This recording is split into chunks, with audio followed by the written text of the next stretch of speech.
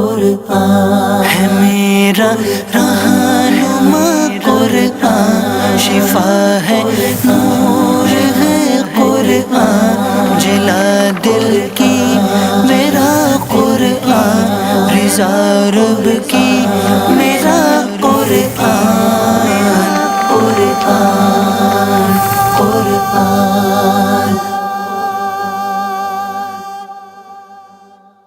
الحمدللہ رب العالمین والصلاة والسلام علی سید المرسلین، اما بعد فاعوذ باللہ من الشیطان الرجیم، بسم اللہ الرحمن الرحیم۔ میٹھے میٹھے اسلامی بھائیوں اور مدنی چینل کے ناظرین، سلسلہ ہے ایک قصہ ہے قرآن سے۔ قرآن ہے میرا رہنما قرآن، شفا ہے نور ہے قرآن، جلا دل کی میرا قرآن، رضا رب کی میرا قرآن، قرآن قرآن۔ قرآن مجید کے پیارے پیارے مختلف اور خوبصورت واقعات ہم اس سلسلے میں سنتے ہیں۔ آج جو قصہ آپ کو سنانا ہے بڑا ہی انوکھا ہے اور شاید آپ کی معلومات میں بہت زیادہ اضافے کا باعث ہوگا۔ آج دنیا بھر میں قتل و غارت گری بڑی عام ہے اور یقیناً یہ افسوسناک بھی ہے، لیکن کیا آپ یہ جانتے ہیں کہ دنیا میں سب سے پہلا قتل کب ہوا تھا، کس کا ہوا تھا، کیوں ہوا تھا، قاتل کون تھا اور مقتول کون تھا؟ یہ سب کچھ قرآن مجید فرقان حمید میں موجود ہے، اور آج قرآن پاک کا یہ واقعہ ہم نے سننا ہے۔ سب سے پہلا قاتل اور سب سے پہلا مقتول۔ روئے زمین پر سب سے پہلا قاتل قابیل اور سب سے پہلے مقتول حابیل ہیں۔ قابیل و حابیل یہ دونوں حضرت آدم علیہ نبینا علیہ الصلوۃ والسلام کے فرزند ہیں۔ حضرت آدم علیہ الصلوۃ والسلام کی اولاد کا نکاح کا دستور یہ تھا کہ ایک حمل میں ایک لڑکا اور لڑکی جو پیدا ہوتے تھے وہ دوسرے حمل کے لڑکا اور لڑکی سے ان کا نکاح کیا جاتا تھا۔ یعنی حضرت حوا رضی اللہ تعالی عنہا کے یہاں ہر حمل میں، ہر پریگننسی میں ایک لڑکا اور ایک لڑکی پیدا ہوتے تھے، مگر چونکہ وہ ایک ساتھ پیدا ہوتے تھے تو اس دستور کے مطابق ان دونوں کا نکاح ساتھ نہیں ہو سکتا تھا۔ دوسرے حمل میں، دوسری پریگننسی میں جو اولاد پیدا ہوتی تھی لڑکا اور لڑکی، ان کا پہلے حمل والوں سے نکاح ہوتا تھا۔ چونکہ انسانیت کو فروغ دینا تھا، مزید دنیا میں یوں سمجھیے کہ مخلوق کو بڑھانا تھا، تو یہ ایک دستور اس زمانے میں تھا۔ بہرحال اسی دستور کے مطابق حضرت آدم علیہ الصلوۃ والسلام نے قابیل کا نکاح لیوزا سے جو حابیل کے ساتھ پیدا ہوئی تھی کرنا چاہا، مگر قابیل اکلیما سے نکاح کرنا چاہتا تھا جو خود اس کے ساتھ پیدا ہوئی تھی، وہ زیادہ خوبصورت تھی۔ حضرت آدم علیہ الصلوۃ والسلام نے اسے بڑا سمجھایا کہ اکلیما تیرے ساتھ پیدا ہوئی ہے، تمہارا اس کے ساتھ نکاح نہیں ہو سکتا، مگر قابیل اپنی ضد پر اڑا رہا۔ حضرت آدم علیہ الصلوۃ والسلام نے قابیل اور حابیل دونوں سے کہا کہ تم دونوں اللہ کی بارگاہ میں اپنی اپنی قربانیاں پیش کرو، جس کی قربانی قبول ہو گئی وہی اکلیما کا حقدار ہوگا۔ اور اس زمانے میں قربانی قبول ہونے کا طریقہ کیا تھا کہ اپنی اپنی قربانی جو بھی اللہ کی بارگاہ میں وہ پیش کرتے تھے تو آسمان سے آگ آ کر اسے گویا کھا لیا کرتی، جلا دیا کرتی، اور وہی اس کی مقبولیت کی نشانی ہوتی تھی۔ چنانچہ قابیل نے گیہوں کی کچھ بالیں اور حابیل نے ایک بکری قربانی کے لیے پیش کی۔ اب ان دونوں نے اپنی اپنی قربانی رکھ دی۔ آسمانی آگ نے حابیل کی قربانی کو کھا لیا اور قابیل کے گیہوں کو چھوڑ دیا۔ اب اس بات پر قابیل کے دل میں بغض و حسد پیدا ہو گیا اور اس نے حابیل کو قتل کرنے کی ٹھان لی اور حابیل سے کہہ دیا کہ میں تجھ کو قتل کروں گا۔ حابیل نے اپنے بھائی سے کہا بھی کہ قربانی قبول کرنا یہ اللہ تعالیٰ کا کام ہے اور وہ متقی بندوں ہی کی قربانی قبول کرتا ہے، اگر تو متقی ہوتا تو تیری قربانی بھی ضرور قبول ہوتی۔ ساتھ ہی حابیل نے یہ بھی کہہ دیا کہ اگر تو میرے قتل کے لیے ہاتھ بڑھائے گا تو میں تجھ پر اپنا ہاتھ نہیں اٹھاؤں گا، کیونکہ میں اللہ سے ڈرتا ہوں۔ میں یہ چاہتا ہوں کہ میرا اور تیرا گناہ دونوں تیرے ہی پلے پڑیں اور تو دوزخی ہو جائے، کیونکہ بے انصافوں کی یہی سزا ہے۔ آخر قابیل نے اپنے بھائی حابیل کو قتل کر دیا۔ بوقت قتل حابیل کی عمر 20 برس کی تھی اور قتل کا یہ حادثہ مکہ مکرمہ میں جبل سور کے پاس یا جبل ہرا کی گھاٹی میں ہوا، اور بعض کا قول یہ ہے کہ بصرہ میں جس جگہ مسجد اعظم بنی ہوئی ہے منگل کے دن یہ سانحہ ہوا۔ روایت یہ ہے کہ جب حابیل قتل ہو گئے تو 7 دنوں تک زمین میں زلزلہ رہا، اور وحوش و طیور اور درندوں میں یعنی پرندوں، جانوروں اور درندوں میں ایک اضطراب اور بے چینی پھیل گئی، اور قابیل جو بہت ہی گورا اور خوبصورت تھا، بھائی کا خون بہاتے ہی اس کا چہرہ کالا اور نہایت بدصورت ہو گیا، اور حضرت آدم علیہ السلام کو اس بات کا بے حد رنج ہوا، بے حد غم ہوا، یہاں تک کہ حابیل کے رنج و غم میں 100 برس تک آپ کے چہرے پر مسکراہٹ اور ہنسی نہ آئی۔ حضرت آدم علیہ السلام نے شدید غضبناک ہو کر قابیل کو پھٹکار کر اپنے دربار سے نکال دیا، اور وہ بدنصیب اقلیمہ کو ساتھ لے کر یمن کی سرزمین عدن چلا گیا۔ وہاں ابلیس اس کے پاس آ کر کہنے لگا کہ حابیل کی قربانی کو آگ نے اس لیے کھا لیا کہ وہ آگ کی پرستش کرتا تھا، وہ آگ کی پوجا کرتا تھا، لہٰذا تم بھی آگ کی پرستش کرنا شروع کر دو، تم بھی آگ کو پوجنا شروع کر دو۔ اب قابیل نے گویا آگ کی عبادت کے لیے ایک عبادت گاہ بنائی اور اس نے اس کی پوجا شروع کر دی۔ میٹھے اسلامی بھائیوں، یہ دنیا میں پہلا شخص تھا جس نے آگ کی پوجا کرنا شروع کی۔ یہ روئے زمین پر پہلا شخص تھا جس نے اللہ تعالیٰ کی نافرمانی اور سب سے پہلے زمین پر خون ناحق کیا، اور یہ پہلا وہ مجرم ہے جو جہنم میں سب سے پہلے ڈالا جائے گا۔ حدیث پاک میں آتا ہے کہ روئے زمین پر قیامت تک جو بھی خون ناحق ہوگا، قابیل اس میں حصہ دار ہوگا، کیونکہ اسی نے سب سے پہلے قتل کا دستور نکالا۔ اور قابیل کا انجام یہ ہوا کہ اس کے ایک لڑکے نے جو کہ ایک اندھا تھا، اس نے پتھر مار کر قتل کر دیا، اور یہ بدبخت نبی زادہ ہونے کے باوجود آگ کی پرستش کرتے ہوئے کفر و شرک کی حالت میں اپنے ہی لڑکے کے ہاتھوں مارا گیا۔ حابیل کے قتل ہو جانے کے 5 برس بعد حضرت شیس علیہ السلام پیدا ہوئے، جبکہ حضرت آدم علیہ السلام کی عمر 130 برس ہو چکی تھی۔ آپ نے اپنے اس ہونہار فرزند کا نام شیس رکھا۔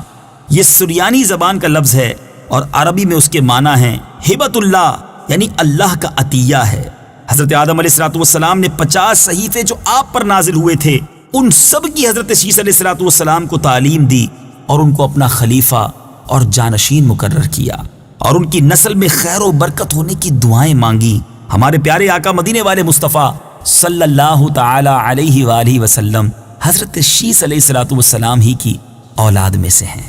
میٹھے میٹھے اسلامی بھائیوں، یہ واقعہ جس میں دنیا کے سب سے پہلے قتل، سب سے پہلے قاتل، سب سے پہلے مقتول، سب سے پہلے مجرم کا تذکرہ قرآن مجید میں کہاں اور کیسے واقع ہے، آئیے سنتے ہیں۔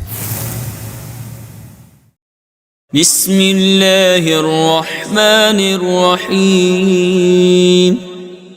وَاتْلُ عَلَيْهِمْ نَبَأَ ابْنَيْ آدَمَ بِالْحَقِّ إِذْ قَرَّبَا قُرْبَانًا فَتُقُبِّلَ مِنْ أَحَدِهِمَا وَلَمْ يُتَقَبَّلْ مِنَ الْآخَرِ قَالَ لَأَقْتُلَنَّكَ قَالَ إِنَّمَا يَتَقَبَّلُ اللَّهُ مِنَ الْمُتَّقِينَ۔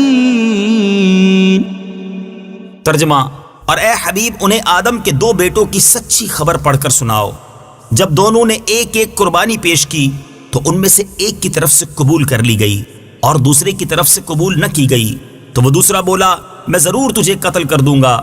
پہلے نے کہا اللہ صرف ڈرنے والوں سے قبول فرماتا ہے۔ لئن بسطت إلي يدك لتقتلني ما أنا بباسط يدي إليك لأقتلك إني أخاف الله رب العالمين۔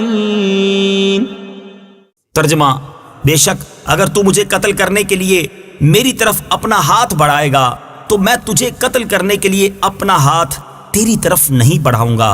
میں اللہ سے ڈرتا ہوں جو سارے جہانوں کا مالک ہے۔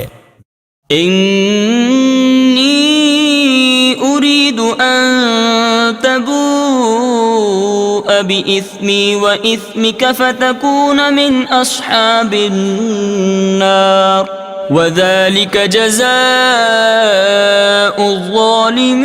الظالمين۔ ترجمہ: میں تو یہ چاہتا ہوں کہ میرا اور تیرا گناہ دونوں تیرے اوپر ہی پڑ جائیں تو تو دوزخی ہو جائے، اور ظلم کرنے والوں کی یہی سزا ہے۔ جی میٹھے میٹھے اسلامی بھائیوں، آپ نے تلاوت قرآن پاک بھی سنی، ترجمہ قرآن بھی سنا۔ واقعہ بھی سنا، سیکھا کیا؟ آئیے کچھ عبرت کے مدنی پھول چنتے ہیں، آپ کی طرف بڑھاتا ہوں، اپنے دل کے مدنی گلدستے میں سجاتے جائیے۔ اس واقعے سے سب سے پہلا جو مدنی پھول ہمیں سیکھنے کو مل رہا ہے کہ دنیا میں سب سے پہلا قتل ناحق جو ہوا وہ ایک عورت کے معاملے میں ہوا، لہٰذا عورت کے فتنے سے ہمیں پناہ مانگنی چاہیے۔ آج کل جو لوگ ایسے عشق کے اور فسق کے معاملات میں مبتلا ہو جاتے ہیں جس میں بے حیائی کا دور دورہ ہوتا ہے، اور اسی وجہ سے نہ جانے کتنے گھر برباد ہو جاتے ہیں اور کتنے لوگ دنیا سے چلے جاتے ہیں۔ ہم سب کو اللہ تعالیٰ حیا کی چادر عطا فرمائے اور بے پردگی اور بے حیائی کے معاملات سے بچنا نصیب فرمائے۔ قابیل نے جذبہ حسد میں گرفتار ہو کر اپنے بھائی کو قتل کیا۔ اس سے معلوم ہوا کہ حسد کیسی خطرناک اور کتنی گہری قلبی بیماری ہے۔ اسی لیے قرآن مجید میں وَمِن شَرِّ حَاسِدٍ إِذَا حَسَدَ فرما کر حکم دیا گیا کہ حاسد کے حسد سے خدا کی پناہ مانگتے رہو، لہٰذا کسی سے حسد نہ کیجیے۔ جیلسی اچھی چیز نہیں ہے، یہ انسان کو اندر سے برباد کر دیتی ہے، اور حسد کرنے والا گویا اللہ پر اعتراض کرتا ہے، کیونکہ وہ کسی کی نعمتیں دیکھتا ہے تو اسے جلن ہونا شروع ہو جاتی ہے۔ ذرا غور تو کیجیے، نعمتیں دینے والا کون ہے؟ عزت، دولت، شہرت، حسن، مقام، یہ سب دینے والا رب ہی تو ہے۔ اگر اللہ نے کسی کو دیا ہے ہمیں کیوں پرابلم ہونی چاہیے؟ تو حسد نہ کیجیے، کیونکہ حاسد خود ہی اپنی آگ میں جلتا رہتا ہے، اور جس سے حسد کرتا ہے اس کا کچھ نہیں بگڑتا۔ اور یہ حسد جو ہے، یہ حدیث پاک کا خلاصہ ہے کہ حسد ایمان کو اس طرح برباد کر دیتا ہے جس طرح سرکہ شہد کو برباد کر دیتا ہے۔ اللہ مجھے بھی اور آپ کو بھی حسد کی بیماری سے محفوظ فرمائے۔ سب کا بھلا سوچتے رہیے۔ بزرگ بڑی پیاری بات کہا کرتے تھے، سب کا بھلا، سب کی خیر، سب کے بھلے میں اپنی خیر۔ تیسری بات جس واقعے سے سیکھنے کو ملی کہ خون ناحق کتنا بڑا جرم عظیم ہے، کہ اس جرم کی وجہ سے ایک نبی علیہ الصلوۃ والسلام کا فرزند اپنے باپ حضرت آدم علیہ الصلوۃ والسلام کے دربار سے راندائے درگاہ ہو کر، یعنی مردود ہو کر، کفر و شرک میں مبتلا ہو کر مر گیا، اور قیامت تک ہونے والے ہر خون ناحق کا ذمہ دار، ہر خون ناحق کا حصہ دار بن کر عذاب جہنم میں گرفتار ہوگا۔ ایک اور بات یہ سیکھنے کو ملی کہ جو شخص برا طریقہ ایجاد کرتا ہے، قیامت تک اس برے طریقے کے ایجاد کرنے کی وجہ سے جو اس پر عمل کرتا رہے، اس ایجاد کرنے والے کو، اس انیشیٹو لینے والے کو، اس برے کام کی ابتدا کرنے والے کو یہ عذاب اور یہ گناہ دیا جاتا رہے گا، وہ برابر کا شریک اور حصہ دار بنے گا۔ ہم اپنے رب سے دعا کرتے ہیں، یا اللہ ہمیں نیک، صالح، ماں باپ کا ہاتھ پکڑ کر جنت میں لے جانے والی اولاد عطا فرما۔ ہم میں سے جو صاحب اولاد ہیں، ہم اللہ کی بارگاہ میں دعا کرتے ہیں، اللہ ہماری اولادوں کو ہماری مغفرت کا ذریعہ بنا، ہمارے لیے ثواب جاریہ کا باعث بنا۔ اور ہم میں سے جو بے اولاد ہیں، ہم اللہ سے دعا کرتے ہیں، اے رب کریم تمام بے اولاد مسلمانوں نیک، صالح اور ثواب جاریہ بننے والی اولاد عطا فرما، آمین بجاہ النبی الامین صلی اللہ تعالی علیہ وسلم۔ مدنی چینل دیکھتے رہیے، سلسلہ جاری ہے۔ اگلے سلسلے میں ایک اور قرآنی واقعہ ہوگا، ایک اور قصہ ہوگا، اور انشاءاللہ اس کے ذریعے اور قرآن پاک کے فیضان کو حاصل کریں گے۔ صلو علی الحبیب صلی اللہ تعالی علی محمد صلی اللہ علیہ وسلم۔ قرآن ہے میرا رہنما، قرآن شفا ہے، نور ہے قرآن، جلا دل کی میرا قرآن، رضا رب کی میرا قرآن، قرآن، قرآن۔